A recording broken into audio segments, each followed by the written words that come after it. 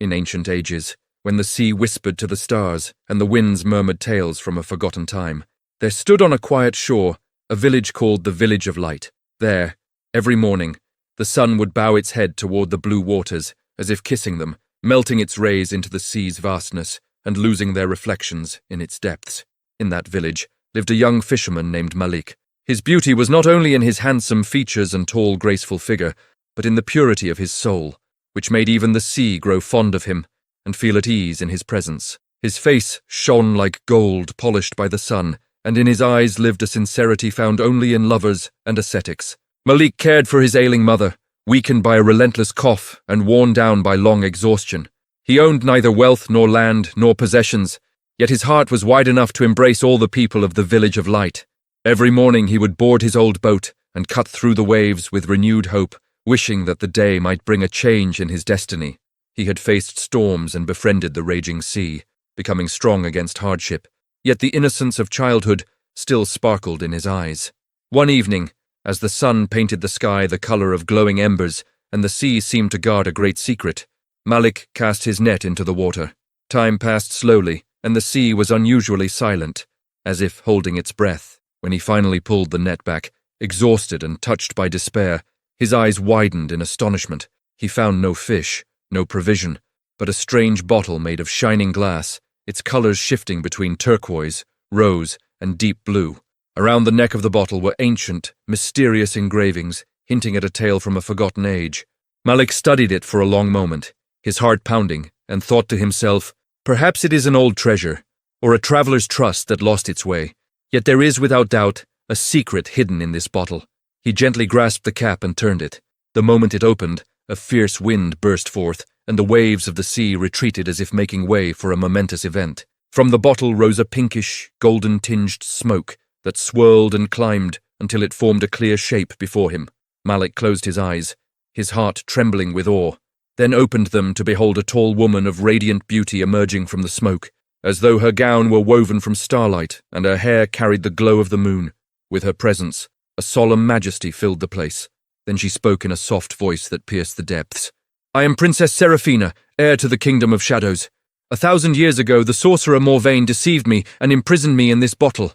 Malik's heart quivered, but wonder overcame fear. He looked at her with wide eyes and asked in a low voice, "Are you human, or a being from the world of spirits?" Seraphina smiled, and in her smile lay both the sorrow and the hope of centuries. She said, "I am human, but in my veins flows a blood capable of shaping destinies greater than the fleeting desires of mankind." The air remained still, and the sea stood as a silent witness to the meeting of a poor fisherman and a captive princess. A strange fragrance spread through the air, like the scent of a hidden garden blooming on a moonlit night. Her face blended gentleness with strength, and lights gathered around her as though the stars themselves had come to serve her. Malik remained speechless for a few moments, his eyes fixed upon her.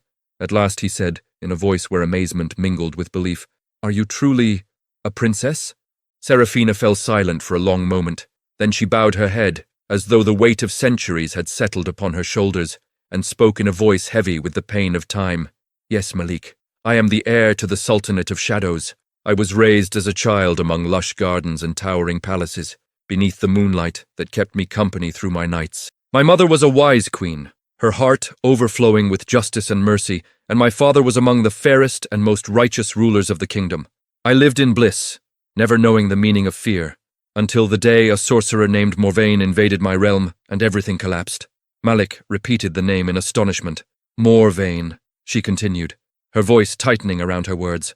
"He was a terrifying magician, able to change his form as he pleased, to lift people into the air, and to freeze hearts as ice freezes water. When he seized my kingdom, he cast my family into a sleep that resembled death and sought to capture me so I might serve his magic. But I chose annihilation over humiliation, so he imprisoned me in this bottle, with a spell bound beyond time and wind. For 1,000 full years, I remained a captive in this narrow cage, breathing without air, screaming without sound. And when you freed me today, my soul felt the sea breeze for the first time, as if I had been born anew." Malik's heart filled with sorrow. He felt as though he had been torn from his simple life and cast into the heart of a great legend. A fisherman who once chased fish now carried within him the fate of a princess and the burden of a kingdom. He said with gentle sincerity, You are free now, my princess. I do not know how I can serve you, but if my life holds any worth, it is yours to command." Seraphina lifted her gaze to him, and their eyes met. In his, she found a truth that needed no proof. She said, "You have saved me, Malik, and perhaps this is the beginning of the second chapter of my destiny. But remember, Morvain is still alive, and he will seek me again. His magic is ancient and deep, and now you stand within his sight." Malik asked with honest concern, "Am I in danger?" She replied sadly, "Yes, and not you alone. Your village, your mother, and everyone you love may fall under his tyranny." Malik looked silently at the sea. Its waves seemed calm and merciful, yet he felt that a hidden storm raged in its depths, a storm that would turn his simple life upside down. At last he said, "My princess, is there a way to be rid of this sorcerer?" For the first time, Seraphina looked toward the bottle that still shimmered with the remnants of its magic and said, "Within this bottle remains a trace of the magic of time. But if, at the right moment, we can reach the golden necklace that lies hidden among my ancestors' treasures, we will be able to break Morvain's power. Yet reaching it requires a perilous journey, surrounded by danger." Malik answered without hesitation, "I will go." She looked at him with warning. "You do not understand what you say. It is a journey of sacrifice, oceans of loyalty, valleys of courage, and a loneliness that may devour the heart. It may be impossible for a simple man like you." He replied with calm determination, "My mother taught me that when calamity knocks on our door, we do not close it. We leave it open so that hope may leave, and fear may be locked inside." Seraphina smiled faintly and said, "Perhaps this courage is why I chose you." At that moment, the waves of the sea began to chant a new melody, as if bearing witness to the birth of another tale, and as if realizing that Malik's destiny had outgrown his small boat, plunging instead into an ocean of magic, danger, and love. When the first threads of dawn danced upon the surface of the water, Malik and Princess Seraphina departed beyond the borders of the Village of Light. In their boat, there was little, some bread, water, and a small dagger that had been a keepsake from Malik's father. But the greatest thing they carried was a shimmering fragment of the magical bottle, still holding drops of the princess's spiritual power, a power that would become either the key to salvation or the beginning of calamity. Malik tightened his grip on the boat's oar and asked, "Where are we heading?" Seraphina pointed to a thin, dark line on the far horizon and spoke in a calm voice. "There, where the sea kisses the land, stands an ancient city called Siahad. There lies a spiritual map that will guide us to the golden necklace." Malik drew a deep breath. His heart still raced, but it was no longer filled with fear. It pulsed with a resolute determination strong enough to face even the fiercest waves. As night fell and the moonlight poured over the sails, the sea swaying as if in a deep slumber, the princess revealed for the first time the secret of the necklace. She said, "The golden necklace is no ordinary jewelry. Within it lies the spiritual essence of my father. Whoever wears it does not merely gain protection from magic, but acquires the courage and strength to confront the sorcerer Morvain. Yet reaching it requires passing 3 trials," Malik asked with keen interest. "And the first trial?" Seraphina closed her eyes, as though awakening memories long buried, then said, "The first trial is in the Valley of Solitude. There, every traveler must face the weakest point in their own soul. You will have no companion. Neither I nor anyone else will be with you. It will be you and your fear face to face." At dawn, as they neared the dark line, the winds shifted abruptly and the waves grew restless. Before them appeared a misty land, littered with rocks, as if it were not a real place, but the remnants of a forgotten dream. When the boat reached the shore, a black doorway opened on its own, and the wind whispered in a mysterious voice, "Welcome to the Valley of Solitude." Seraphina held Malik's hand and said firmly, "From here, your journey begins alone. Remember, what you will see is not reality, but a mirror of your heart. Do not drown in it. Understand it and overcome it." Malik stepped through the doorway. The sky vanished, leaving only fog, ruin, and silence. It was as though even sound had dissolved into nothingness. Suddenly, a shadow appeared before him, taking the form of his mother, her bent body, her labored breaths, her weak, sickly voice. The shadow spoke in her voice.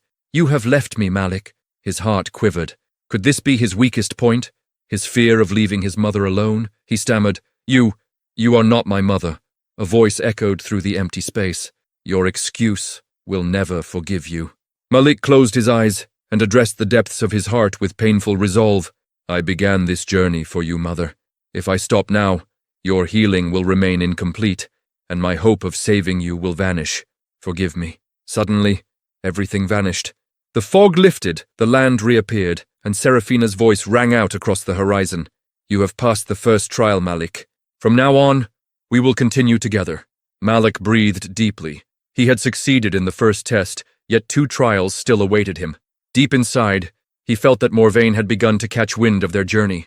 After leaving the Valley of Solitude behind, Malik and Princess Seraphina advanced toward a new light. The land they walked upon was bathed in a gentle stillness, though tinged with a subtle unease.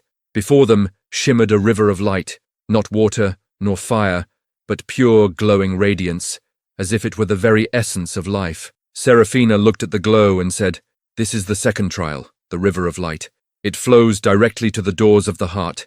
You cannot jump over it, nor sail across it. Only one whose heart carries the light of truth, whose intentions are free from desire or lust, whose heart is pure, only such a one can pass." Malik remained silent for a few moments, then asked in a low voice, "And what if I fall?" She looked at him, her eyes as deep and truthful as the sea, and said, "If there is deceit or greed in your heart, the river of light will swallow you. But if your heart is sincere, the light will carve a path for you." Malik lowered his gaze to his chest, as though searching the depths of his own soul. He remembered that he had never longed for gold, nor power, nor fame. His only wish had always been medicine for his mother, and a small home where no one would ever sleep hungry.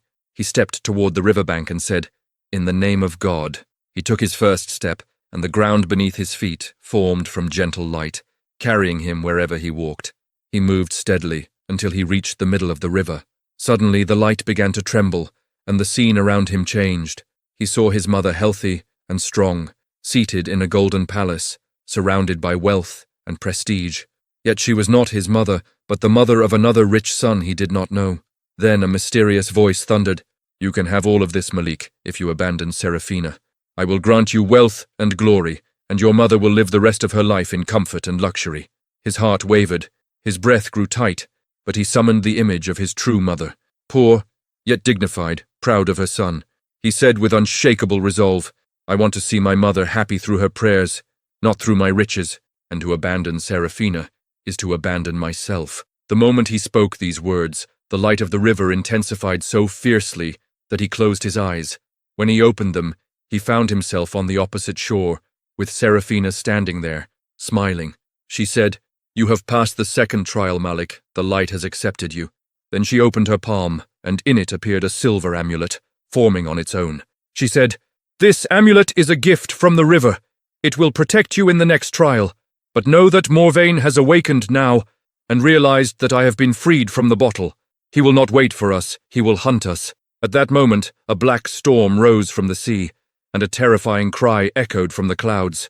"Seraphina, your freedom is impossible, and your fate is now in my hands."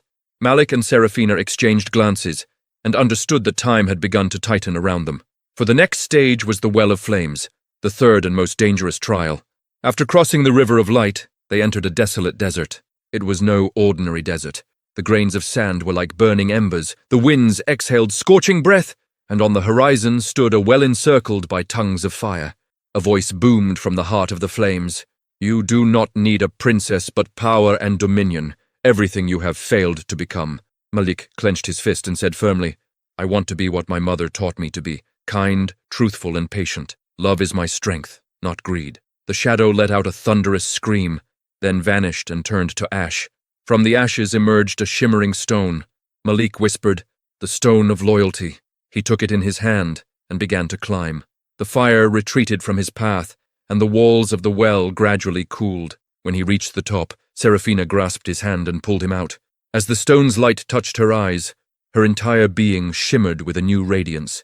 Her face grew brighter, and in her gaze appeared a strength that had not been there before. She said with a voice filled with resolve, "Your patience has completed me, Malik, and now my purpose is clear, the destruction of Morvain." At that moment, the earth trembled. The waves of the sea drew back, and before them opened a deep, black tunnel. Seraphina looked at it and said, "Now, the final trial begins." Morvain appeared, his voice laced with mockery and scorn. "So, are you ready, Malik?" Malik met his gaze, and there was no trace of fear in his eyes, only unwavering certainty. Then he spoke in a calm, resolute voice, "I am with you to the very end." The tunnel that had split open from the depths of the ancient sea led to old, rusted stairs, untouched for centuries. Malik and Seraphina descended step by step. The walls were damp, the air strangely cold, as if time itself had stopped breathing. With each step, whispers of magical hatred echoed around them, yet within their hearts, a flame of love burned brightly, illuminating every shadow and breaking every fear. When they reached the outskirts of the castle, a vast plain unfolded before them, dominated by a towering fortress of black marble, its spires piercing the clouds. At the gate stood 2 guardian dragons, immobile as stone. As Malik stepped forward, the ground trembled beneath them, and the dragon's eyes glowed like burning embers. Seraphina stepped forward, placing the stone of loyalty in Malik's hand, and said firmly, "With this stone, you can defeat these shadow creatures, but keep your heart pure. If anger or hatred creeps in, even for a moment, they will attack without mercy." Malik whispered, "In the name of God." He advanced steadily toward the gate. The dragons roared, shaking the horizon, but the light of the stone held them in place. They froze like statues, and the grand gate opened slowly and majestically. Inside was Morvain's council hall. He sat on a lofty throne, his hair black as night, his eyes sparking like embers, and in his hand a magical staff that seemed a fragment of a darkened sky torn violently from its place. His smile was more poisonous than venom itself. He sneered, "Princess Seraphina, you have returned, and this time with a fisherman." Malik stepped forward, speaking with unwavering confidence. "Yes, I am that fisherman who refused to succumb to your magic and chose instead the love of a princess freed from your prison." Morvain rose from his throne, and tongues of black fire leapt from his staff. He mocked, "Love?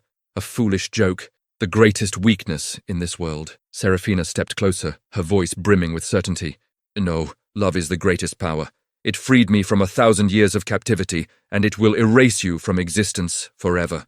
Morvain raised his staff toward the sky and fired a bolt of lightning straight at Malik. He raised the stone of loyalty, which transformed into a shield of pure light, absorbing the lightning until it vanished. And so the battle began. Hatred against love, injustice against patience, dark magic against pure light. Malik blocked Morvain's strikes with the power of the stone, while Seraphina nullified his magic with words that flowed from her sincere heart. The stronger Morvain attacked, the brighter the stone glowed, fueled by love itself. In his final strike, Morvain summoned all his strength and unleashed a colossal black flame, black as the accumulated hatred of centuries. Malik threw himself in front of Seraphina without hesitation. The flame struck him directly, yet nothing happened. He did not burn, he did not fall, he did not cry out, for love had clad his soul in a shield no magic could forge, and no spell could penetrate. Morvain's eyes widened in terror. He exclaimed, stunned, "This is impossible." Seraphina looked at him calmly and said, "This is the truth. Love is greater than all magic." Malik raised the stone of loyalty and hurled it forcefully at Morvain. The stone struck his chest, unleashing a massive wave of light that purified him of darkness and erased his existence from its roots. In an instant, Morvain turned to ash, scattered by the wind. The castle shook violently, its foundations began to crumble, walls cracked, and the roof collapsed. Darkness retreated as night gives way to dawn. At that moment, the waves of the sea rose once more. Seraphina grasped Malik's hand, her voice trembling with joy. "We are free." As the castle fell, it was as if the spirits imprisoned for centuries were finally released to the skies. The sea and the wind bore witness. Morvain was no longer part of this world. Malik and Seraphina cast one last glance at the land built on hatred, now erased to its roots by love. As they emerged from the tunnel, a strange light shimmered across the sea, a light unlike any they had ever known, a light of new beginnings, a light of life written with love, not magic. The lights scattered across the surface of the sea, as if the stars had bathed in its waters and now shone anew. Malik's entire journey passed before his eyes, the simple fisherman whose boat had become a throne, and Seraphina, no longer just a princess of beauty, but a princess of courage and loyalty. During their return, the sea winds accompanied them, as if blessing their steps. When their feet touched the land of the Village of Light, the people saw them from afar, then recognized them. The villagers were astonished, for Malik, who had yesterday sought his livelihood with a torn net, had returned with a face radiating light and a presence brimming with serenity. Seraphina bent down and touched the ground with her delicate hands, saying reverently, "This is the land where I found love, and from it, my freedom began. The village elders stepped forward and embraced Malik, saying, "You have elevated all of us, my son." Then Seraphina stood before the people and spoke with a firm voice. "I gift all of Morvain's possessions, the lands of his castle, and all the treasures of the sea to this village, which once felt foreign to me, but today is my home." Joy spread throughout the village of light. Banners were raised, drums were beaten. Suddenly, a voice that everyone had thought lost forever was heard, the voice of Malik's elderly mother, long thought dead. She stepped forward, trembling, and embraced her son, saying, "I knew my prayers would not bring you back empty-handed." Seraphina bowed deeply before her and said, "Mother, if you allow me, I would be honored to become a daughter-in-law of this house." The tears in the mother's eyes were not of sorrow, but sincere blessings. "My daughter, you are the blessing I have asked God for in every prayer." On a moonlit night, witnessed by the waves of the sea, Malik and Seraphina were married. There was no gold, no jewels, only two sincere hearts, two intertwined hands, and two souls that became one. The women of the village sang, and the sea carried the tidings of joy, as if destiny itself had saluted the sky of the village of light. It was a morning awaited by centuries.